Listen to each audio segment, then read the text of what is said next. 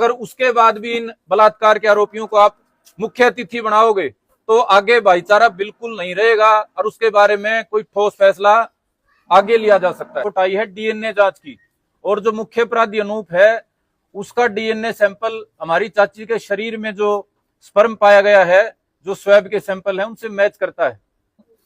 कि अगर ये दलित एक्ट के नाम पे हरियाणा प्रदेश में इसी तरह का तमाशा जारी रहा तो कितने टाइम तक जो आप कह सकते हो नॉन एससी समाज, नॉन एसटी समाज, वो मूक दर्शक बन के तमाशा देखता रहेगा। सैकड़ों लोगों के बीच में दोहरी हत्या के आरोपी, बलात्कार जैसे संगीन जुर्म की आरोपी महिला माया देवी, वो वहां कहती है मुझे आपका साथ चाहिए, और उन सैकड़ों लोगों में से एक आदमी खड़ा होकर ये नहीं कहने वाला तूने, तेरे बेटे ने इतना गंभीर अपराध कराया है कि तेरा सामाजिक बहिष्कार होना चाहिए। पहले तो जी सारे जितने पत्रकार भाई पोते हैं, आप सभी का गांव बुडाना में स्वागत है और आप सभी का बहुत बहुत धन्यवाद, आभार है। हमारे गांव में जो दोहरी हत्या का मामला था उसमें आपने सबने बड़ी अच्छी कवरेज करी और हमारा जो संघर्ष था उसको मुकाम तक पहुंचाया। आज आप सभी को इसलिए बुलाया है कि लगभग 4 महीने से उसकी जांच जो आगे चल रही है, स्टेट क्राइम ब्रांच कर रही है, जांच भी निर्णायक मोड़ पे है, लगभग चीजें उसमें सामने आ चुकी हैं, कुछ चीजें बाकी हैं। लेकिन वो हमारी एक इच्छा थी वह जांच रिपोर्ट आ जाए, उसके बाद आप सभी साथियों को बुलाएंगे, गांव राम समाज सबको इकट्ठा करके बताएंगे। लेकिन उससे पहले ऐसा प्रयास हो रहा है जिसके लिए विशेष तौर पे आपको बुलाया है। एक ऐसा प्रयास हो रहा है कि पूरे मामले को एक नया रंग देके जिन लोगों ने दोहरी हत्याएं करी हैं, बलात्कार जैसा गंभीर अपराध कराया है, उन्हीं को विक्टिम घोषित कर दिया जाए, उन्हीं को पीड़ित बना दिया जाए। और पूरे सभ्य समाज में इस तरह का प्रयास किसी भी तरह से समाज के लिए हितकारी नहीं है। इसलिए आज आपको यहाँ बुला के कुछ बातें आपके सामने हम सारे गांव के हमारे मौजूद आदमी रखना चाहते हैं। आप सभी ने पिछले मेरे ख्याल से 14 जुलाई को इस हार में एक प्रदर्शन हुआ था, वह दलित एकता के नाम पे, दलित समाज के ऊपर अत्याचारों के विरोध के नाम पे, कि वह सरकार हमारे साथ गलत कर रही है, हमारे को उत्पीड़ित कर रही है, हमारा शोषण कर रही है। तो कोई भी वह समाज अपनी आवाज उठाने का सभी को अधिकार है, उन्होंने कराया, कोई बात नहीं, बढ़िया बात है। लेकिन उस प्रदर्शन के दौरान वहां जो सभा हुई उसमें हमारी दोहरी हत्या की जो मुख्य आरोपी है अनूप, उसकी मां, और दोहरी हत्या के केस में जेल से बेल के ऊपर जो जमानत पे है, जमानत के ऊपर जो है माया देवी, उसका भाषण करवाया गया। और उसके भाषण के साथ जो एक वकील है हरियाणा का, तमाम का, दलितों का, हमारे भाईचारे का ठेकेदार बना हुआ है, उसकी तरफ से भी 2-4 बातें कही गई। एक तो बात ये कही गई कि वह जो ये भाई पकड़े गए हैं अनूप और दूसरा जो अंशु है, ये तो बेकसूर हैं, ये तो बकरी चराने वाले हैं, इनको तो आपस की लड़ाई में, आपस में प्रॉपर्टी के विवाद में इनको फंसाया गया है, हत्या करने वाले तो कोई और है। दूसरा, सैकड़ों लोगों की मौजूदगी में कहा गया खुल के कि वह बुडाना गांव ने, आसपास के इनके भाईचारे ने मोटा चंदा इकट्ठा करके आंसी के एसपी को और नारनौंद के डीएसपी को खरीद के ये जांच को भटका दिया है। तीसरा, उसमें कहा गया कि वह इसको लेके हम, इसको जो ये दोनों हत्यारे हैं, इनको लेके हम पूरे समाज से मदद मांगेंगे। बाकी बातें हमारे चाचा जी, बाकी साथी करेंगे। मैं 2-3 बिंदुओं पे प्रकाश डालना चाहूंगा। पहली बात, जो बार बार ये कहा जा रहा है कि ये तो भाई निर्दोष हैं, बेकसूर हैं।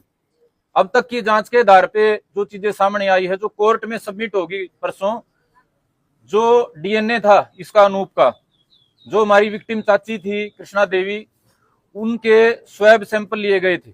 उनके स्वैब सैंपल के आधार पे मधुबन एफएसएल में जांच करी गई थी और उस जांच की रिपोर्ट अभी आई है, जिसकी वजह से जो क्राइम ब्रांच की जांच लंबा टाइम लेगी। वो एफएसएल मधुबन से जांच की रिपोर्ट आई है डीएनए जांच की, और जो मुख्य अपराधी अनूप है उसका डीएनए सैंपल हमारी चाची के शरीर में जो स्पर्म पाया गया है, जो स्वैब के सैंपल है, उनसे मैच करता है। मैं दोबारा दोहराता हूं, डीएनए सैंपल जो है इसका मुख्य अपराधी अनूप का, वो हमारी चाची जो विक्टिम थी उनके शरीर में पाया गया है। ये साफ साफ बताता है कि हत्या और बलात्कार का अपराध में मुख्य आरोपी जो अनूप है, उसके बाद किसी तरह की और कोई शक या किसी गवाह की गुंजाइश रह नहीं जाती है। तो किसी भाई को, जो सभ्य समाज के भाई है, खास तौर पे हमारे दलित समाज के भाई हैं, किसी के मन में कोई शंका हो किसी भी तरह की, तो जांच रिपोर्ट हम उनको मुहैया करा सकते हैं। दूसरी बात उसने कही कि वह खरीद लिया एसपी को, डीएसपी को। आप सारे इस बात के गवाह हैं कि किस तरीके से 3 महीने तक इस पूरे इलाके के 36 बिरादरी के भाईचारे ने, जिसमें जाट भी थे, ब्राह्मण भी थे, दलित भी थे, ओबीसी भी थे, सारे भाई थे, पूरी सर्दी में संघर्ष कराया, तकलीफ उठाई, कई बार बड़े प्रदर्शन करे, लंबा संघर्ष करके हमारी ये साइंटिफिक जांच की हमारे को मौका मिल पाया। अगर हमने एसपी को या डीएसपी को खरीद लिया होता तो हमारे को क्या नौबत आती, हम 3 महीने सड़क पे बैठे रहते। अगर हमने डीएसपी को या किसी और अधिकारी को खरीद लिया होता तो जांच में जो सरेआम तमाशा करा गया, मुख्य अपराधी अनूप का फोन जो है वो यहां से उसके घर से लिया गया था और आज तक वो चार्जशीट में कहीं फाइल में नहीं डाला गया। मुख्य अपराधी अनूप का जो सैंपल था डीएनए का, वो क्राइम ब्रांच को जांच जाने के बाद, एसटीएफ को जांच जाने के बाद लिया गया। इस गंभीर अपराध में सबसे पहले जो मृतका है उसके शरीर की जांच करके कंफर्म कराया जाता है कि भी रेप जैसी घटना तो नहीं हुई। जो गंभीर से गंभीर लापरवाही है वो करने के बाद 3 महीने आपके सहयोग से सारा गांव राम इलाका समाज बैठा, उसके बाद जांच आगे बढ़ी। तो ये कितना बड़ा मजाक है, कितनी बड़ी तौहीन है। मैं कहना चाहता हूं हरियाणा प्रदेश के तमाम जो पुलिस के अधिकारी कर्मचारी हैं, सारे इस बात के गवाह हैं कि बुडाना गांव के साथ इस दोहरी हत्या के मामले में कितना बड़ा तमाशा कराया गया। और उसके बाद भी अगर ये कहा जा रहा है कि हमने खरीद लिया तो इसके खिलाफ आगे कड़ी कार्रवाई करी जाएगी और हमारे चाचा उसके बारे में बताएंगे। तीसरी बात जो मैं आपको कहना चाहता हूं कि भाई समाज किस ओर जा रहा है। सैकड़ों लोगों के बीच में दोहरी हत्या के आरोपी, बलात्कार जैसे संगीन जुर्म की आरोपी महिला माया देवी, वो वहां कहती है मुझे आपका साथ चाहिए, और उन सैकड़ों लोगों में से एक आदमी खड़ा होकर ये नहीं कहने वाला तूने, तेरे बेटे ने इतना गंभीर अपराध कराया है कि तेरा सामाजिक बहिष्कार होना चाहिए, तेरे को जूते मारे जाने चाहिए। बावजूद उसके वहां एक आदमी ने उसको ये नहीं कहा कि भाई तू रुक और तू यहाँ बोलने की भी अधिकारी नहीं है। तो मैं सभ्य समाज से, विशेष तौर पे दलित जो समाज है, उन भाइयों से पूछना चाहता हूं कि भाई आप किस और समाज को लेके जाना चाहते हो।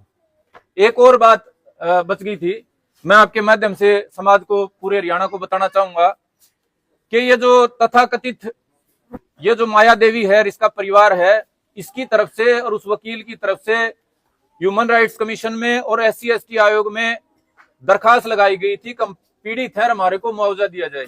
कितना बड़ा मजाक है SC ST एक्ट का। SC ST एक्ट इसलिए बनाया गया था किसी गरीब, लाचार, कमजोर दलित भाई पे अत्याचार ना हो, वो ताकत के जोर से उनको दबाने का काम ना करे। 2 अपराधी जो कहने को दलित हैं लेकिन उन्होंने हत्या और बलात्कार जैसे गंभीर अपराध को अंजाम दे रखा है, उनकी तरफ से उनके वकील श्रीमान जो आप जानते हैं उसको, और उसके परिवार को विक्टिम बनाकर SC आयोग में अपील लगाई गई है। और SC आयोग की तरफ से हरियाणा सरकार और पुलिस विभाग से पूछा गया है अगविन को अब तक मुआवजा क्यों नहीं दिया गया।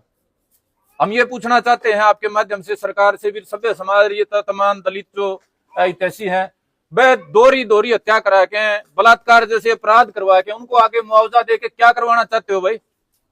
इन 2 लड़कों ने गांव में इतने गंभीर अपराध कर दिए, अब इसके परिवार को 5-7 लाख रुपए सरकार की तरफ से दिलाना चाहते हो ताकि कल आके ये और बड़े कांड करें। ये 3-4 जो बातें थी, इनके माध्यम से भाई मैं आपके माध्यम से और तमाम जो सभ्य समाज है उससे पूछना चाहता हूं कि अगर ये दलित एक्ट के नाम पे हरियाणा प्रदेश में इसी तरह का तमाशा जारी रहा तो कितने टाइम तक जो आप कह सकते हो नॉन SC समाज, नॉन ST समाज, वो मूक दर्शक बन के तमाशा देखता रहेगा।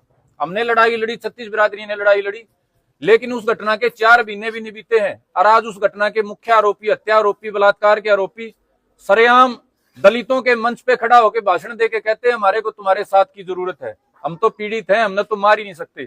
तो वे ये आज जो हमारी प्रेस कॉन्फ्रेंस है, इसके माध्यम से ये हमारी पहले तो अपील है तमाम हमारे दलित भाईचारे से, और जो इस 1-2 नकमे आदमी को छोड़ के हरियाणा में और भी दलितों के पैरोकार हैं, जो सामाजिक प्रतिनिधि हैं, उनसे कि इस मामले में तो कम से कम आप इधर उधर बातें भटकाने की बजाय, अब तो मेडिकल रिपोर्ट आ गई है जिसके बाद कोई कुछ बचता नहीं है। गवाही में कोई आदमी झूठ भी बोल सकता है, झूठा गवाह भी तैयार कर सकता है, लेकिन भाई मेडिकल DNA मैच हो चुका है लंबे संघर्ष, लंबी जांच के बाद, अब कोई गुंजाइश बचती नहीं है।